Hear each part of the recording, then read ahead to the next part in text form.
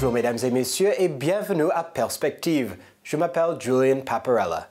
Aujourd'hui au Vatican, le pape François s'est adressé au personnel de l'une des plus grandes prisons romaines, la Regina Coeli, qui accueille près de 1000 détenus.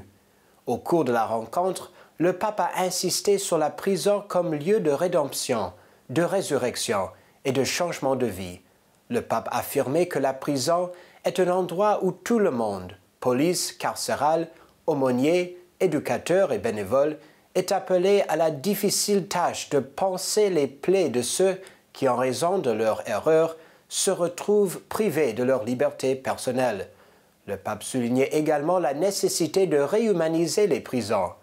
Personne ne peut condamner l'autre pour les erreurs qu'il a commises, ni infliger des souffrances à la dignité humaine. Les prisons doivent être de plus en plus humanisées. Il est douloureux de penser qu'elles sont souvent considérées comme des lieux de violence et d'illégalité, où la persévérité humaine est sévie. Le pape propose plutôt que les prisons soient des laboratoires d'espérance et que le personnel prend comme exemple la compassion du bon samaritain qui s'est penché pour s'occuper de son frère blessé.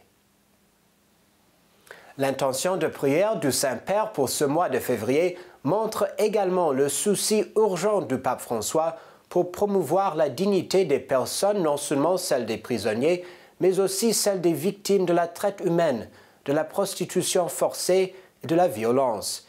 Il nous appelle à prier pour tous ceux qui se trouvent dans ces formes contemporaines de l'esclavage humain. Regardons la vidéo du pape pour ce mois.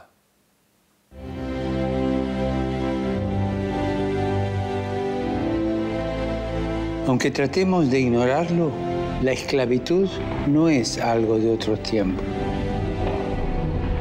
Ante esta trágica realidad, no podemos lavarnos las manos, si no queremos ser de alguna manera cómplices de estos crímenes contra la humanidad.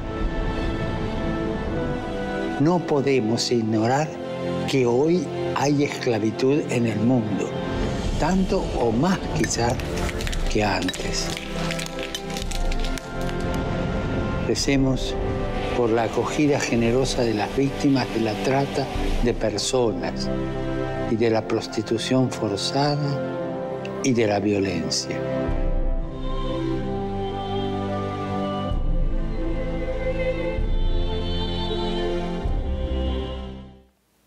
Et finalement, comme vous savez bien, au début de cette semaine, le pape fut le premier successeur de Saint-Pierre de fouler le sol de la péninsule arabique. Lors de sa visite aux Émirats arabes unis, il a rencontré les autorités politiques et religieuses du pays, approfondissant le dialogue et la fraternité entre les musulmans et les chrétiens, exhortant au refus de toute violence, surtout celle faite au nom de Dieu, et encourageant la communauté chrétienne de la région. Voici des témoignages de cette visite historique du pape grâce à KTO. It is giving an opportunity to grow our beliefs, and it's also again something spiritually to give us some sort of guidance to our families and kids, the growing kids, to explain the relevances of all these things when he comes, I believe.